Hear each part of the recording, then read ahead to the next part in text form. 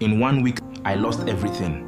My business, 22 years, gone. My house, my marriage. She was not wrong to leave. 43 years old, 1 suitcase. I sat here that Sunday night and said one sentence to God. I have nothing left to protect. Yeah. So whatever you want to do with me now, do it. This is the story of Tunde Adeyemi, Lagos Island, construction, 43 years old and starting from nothing. And the 5 years that followed that Sunday night in his sister's spare room. Stay with this story, because what God builds in the rubble of a man's life, when that man finally stops protecting what he has left, is unlike anything he could have built for himself. Before I tell you what happened to Tunde, I want to name something that most African men will never say out loud. In our culture, across Nigeria, across the continent, across the diaspora, a man's identity and his achievement are almost the same thing. What you have built is who you are. Your business is your name. Your house is your testimony. Your position in a room full of men is determined by what you own and what you have accomplished. We were taught this before we could articulate it. It was in the way our fathers were treated at family gatherings. It was in the silence around the uncle who had nothing to show. It was in the first question every Nigerian adult asks a young man. So, what are you doing now? When a man like Tunde loses everything he has built, he does not just lose assets, he loses the language he used to explain himself to the world and to himself. This is what makes Tunde's story different from a financial recovery story. This is not about how he got his money back. Some of it came back, some of it did not. That is not the point. The point is what God did with a man who had been so busy building an empire that he had completely forgotten how to be a person, a husband, a father. A man who prays not because things are going well, but because he genuinely cannot live without the presence of God. Tunde will tell you plainly, the worst week of his life was the beginning of the only version of himself he is proud of.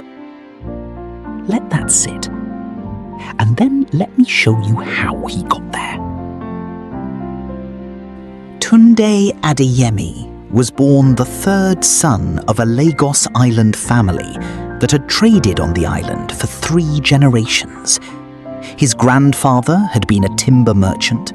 His father had sold building materials on Lagos Island Market. Tunde was the first in the family to formalize it, the first with a company registration, a letterhead, a set of accounts. He started Adeyemi Construction Services at 21, with 2 labourers, 1 second-hand tipper truck, and a government contract for a drainage project in Apapa that paid barely enough to cover the first month. By 30, he had 40 staff. By 38, he had contracts from 4 state ministries, a fleet of 6 vehicles, and an office on Broad Street, Lagos Island, that made people who knew where he had started go quiet with something between admiration and envy. He married Sade at 28, 2 sons, a daughter. The Lekki house took 11 years to finish exactly the way he wanted it. Every tile chosen personally, every fitting imported. He called it the house that Lagos Island built. His mother cried the first time she sat in the sitting room. He was a Christian. Sunday attendance, annual church building fund donation, known in the congregation as a man God had blessed, which was true, but it was also, and he will be the first to tell you this, the version of faith that lives on the outside of a man's life, rather than the inside. He went to church the way he went to the gym, regularly, dutifully, without it changing very much about who he actually was on Monday morning. And then the contracts started slowing. Not stopping, slowing. A state government payment delayed by 4 months, then 6, then 12. The bank had been patient. Then the bank was not patient anymore. And behind all of it, invisible until it was too late, a business partner named Remy, who had been diverting company funds into a private account for 4 years, while Tunde was too busy winning new contracts to look carefully at the ones he already had. By the time Tunde saw the full picture, the picture was already gone. The bank enforcement notice arrived on a Monday morning. It was not unexpected. He had known it was coming for 3 weeks. He had been making calls, calling ministers who no longer answered, calling lawyers who gave him timelines he could not meet, calling Remy, who had become unavailable in the particular way that men become unavailable when they know they have been found out. By Wednesday, it was confirmed. The company accounts were frozen. The Broad Street office lease would not be renewed. The equipment, vehicles and assets would be assessed against the debt. 22 years, 40 staff, gone. On Thursday, Sade told him she was leaving. I'm leaving. She did not do it cruelly. She did not do it in anger. She sat across from him at the kitchen table in the Lekki house and said what she had been carrying for a long time. That she had been invisible in this marriage for years. That the company had been his real wife and she had long since accepted it. That she was leaving because staying had stopped making sense. Not because of the money. She said, Tunde, you have built everything except you have us. built everything. And now that everything is gone, I realize us. there is no us to come back And to. now that everything is gone, I realize there is no us to come back to. He did not argue with her, because she was right. And somewhere underneath the shock and the shame and the exhaustion of a week that had already taken more than he could carry, he knew she was right. The bank came for the house on Friday. He packed 1 suitcase. He called his younger sister in Surulere. He drove across Lagos on a Friday evening in traffic that took 2.5 hours and did not turn on the radio once. He arrived at his sister's flat at 9:30 at night. She opened the door, looked at him, and did not ask a single question. She simply stepped aside to let him in and pointed to the spare room. He sat on the edge of the bed in that spare room with his suitcase on the floor beside him. 43 years old, 1 suitcase, and the Sunday night silence of a city that had not noticed what had just happened to him. That was when he said it, out loud, to no one visible, to the only presence left that had not abandoned him or been taken by a court order. I have nothing left to protect. So whatever you want to do So whatever you want to do with me now, do it. He says it was not a prayer of faith, not that night. It was a prayer of exhaustion. A man handing over the steering because he had driven off every road available to him, and he was simply done. But God, Tunde will tell you, does not require elegant prayers. He requires honest ones. In the first 30 days in his sister's spare room, Tunde did 5 things he had never done as a successful man. He started sleeping before midnight. For 22 years he had worked until 1 or 2 a.m. In Surulere, with no company to run and no fires to put out, he had nothing to stay awake for. He slept 8 hours for the first time since his 20s, and woke up not knowing what to do with the quiet. He started reading his Bible. Not the Sunday version, the version where you sit with it in the early morning, with no agenda and no time limit, and actually read it as if the man who wrote it was speaking directly to you. He had owned the same Bible for 16 years. The spine was uncracked. He called his children, all 3 of them. Not the 2-minute call to check homework. Long calls. Uncomfortable calls where he had to sit with how little he knew about their actual lives. His eldest son, 19, said something on one of those calls that Tunde says he has never forgotten. He said, "Dad, I'm glad you called. I've been wanting to talk to you properly for about 5 years." He started going to a small church 3 streets from his sister's flat in Surulere. Not his Lagos Island church with the familiar faces and the annual donor recognition. A small, unremarkable Pentecostal congregation that met in a converted shopfront and had a pastor who preached as if every word cost him something personally. And on the 3rd Friday of that first month, he drove back to Lagos Island. Not to the Broad Street office, it was empty now, but to the drainage project in Apapa, the very first government contract he had ever won. Still standing. Water still flowing through it. Built by a 21-year-old with 2 labourers and 1 second-hand tipper truck. He stood there for a long time. Then he took out his phone and photographed it. He says he looked at that drainage channel and thought, "I built something real once. I know how to do this, and I still have the hands that built it." That was the first morning he woke up and felt something he had not felt since the Monday the enforcement notice arrived. Not hope, not yet. Something smaller than hope. A direction. A single degree of turn away from the wall and toward the window. That was enough for day 31.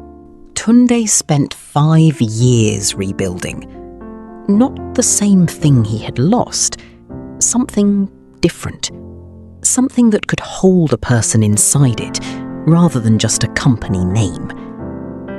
In year 1, he took a site manager position with a mid-sized construction firm in Lagos.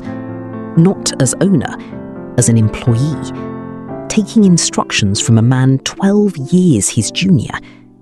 He will tell you that year was the most humbling and the most educational 12 months of his professional life, because he was forced to see the industry from the floor up again, without the protection of his own name above the door.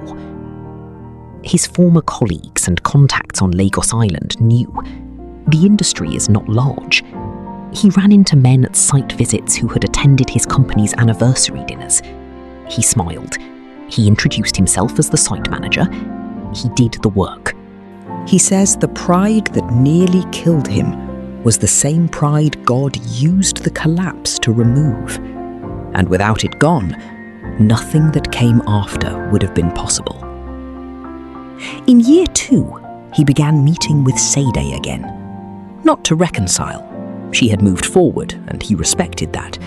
But for the children. Slowly, the hostility between them softened into something more honest. By the end of year 2, they could sit in the same room and talk about their sons and daughter without the conversation becoming about who had failed whom. In year 3, he registered a new company.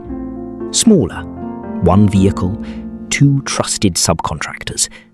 No government contracts initially, private sector only, where payment terms were enforceable and relationships could be built without the particular unpredictability of Nigerian public sector procurement. He named it differently this time. Not Adeyemi Construction Services. Something quieter. Something that was not trying to announce anything. In year 4, the small church in Surulere asked him to lead a business mentorship program for young men in the congregation. Men in their 20s, starting out, making the same mistakes he had made at their age. He said yes. He showed up every Saturday morning for 11 months without missing a single session. One of those young men, a 24-year-old named Emeka from Ajegunle, reminded Tunde so precisely of himself at that age that it was almost uncomfortable. Hungry, brilliant, building for the wrong reasons. Tunde spent more time with Emeka outside the program than in it, mentoring him, warning him, telling him the parts of his own story that were not in any company brochure. He says Emeka saved his life as much as he saved Emeka's, because having someone to pour into forced Tunde to become the man he was telling Emeka to be. In year 5, the new company won its first significant contract. Not government, a private infrastructure project for an estate developer on the mainland. It was not the scale of what he had built before. It was better built, slower, more careful, with partners he had chosen for character, not connection. He moved out of his sister's flat into a rented apartment in Surulere. 3 bedrooms, nothing like the Lekki house. He cooked his own food for the first time in his adult life and discovered he was not bad at it. His daughter called him on the evening he moved in. She was 16 by then. She said, "Dad, I like this version of you better. Can this one stay?" He says he sat on the floor of the empty apartment with his back against the wall and laughed until he cried. And he could not have told you in that moment which one was happening more. 4 things from Tunde's story that I want to leave with you before we close. 1. God cannot rebuild what you are still protecting. Tunde's prayer on that Sunday night in Surulere was not eloquent. It was not theologically sophisticated. It was simply the first honest thing he had said to God in years. I have nothing left to protect. Do what you want with me. Whatever you want to do with me now. That surrender, do it. involuntary, exhausted, born from having no other option, was the door everything else walked through. You do not have to lose everything to pray that prayer, but you do have to mean it. And most of us, as long as there is something left to protect, will not mean it fully. What are you still protecting that is preventing God from doing what he has been trying to do in your life? 2. The collapse was not the punishment. It was the curriculum. Every man Tunde had become in 22 years of success was shaped by the accumulation of things. Every man he became in the 5 years after was shaped by the removal of them. The employment year, the Saturday mentorship mornings, the uncomfortable phone calls with his children, the cooking in the Surulere apartment. These were not setbacks on the way to his real life. They were his real life, finally beginning. Stop asking God to restore what was. Start asking him what he is building in the space where it used to stand. 3. The man who pours into others always receives more than he gives. Tunde did not find Emeka. The church program found both of them at the same time. And in the act of telling a 24-year-old the truth about what ambition without character produces, Tunde was forced to live that truth himself. You cannot mentor someone toward integrity while quietly abandoning your own. The mentorship was not a side activity on the way to rebuilding, it was the rebuilding. Who is waiting for the version of you that only exists on the other side of what you have been through? Find them, pour in, watch what it does to you both. 4. The new thing will not look like the old thing, and that is the point. Tunde's new company is With this not team, Adeyemi Construction Services Reborn. Build the future. It is quieter, slower, smaller in some ways, and more solid in every way that matters. The Lekki house has not been replaced. He rents in Surulere, and he is not pretending he prefers it, but he is not ashamed of it either. He told me last year that the hardest thing about the rebuild was releasing the picture of what restoration was supposed to look like. He had expected God to give him back what he had lost, bigger and better, the way the prosperity gospel told him it would work. Instead, God gave him something that could not be taken by a court order or a business partner's betrayal. Something built on the inside rather than the outside. And he says, that version of himself, he would not trade it for the Lekki house. Not anymore. Before you close this video, 3 things. First, tell me what you are rebuilding. In the comments below, tell me what you are in the middle of rebuilding right now. It does not have to be a business.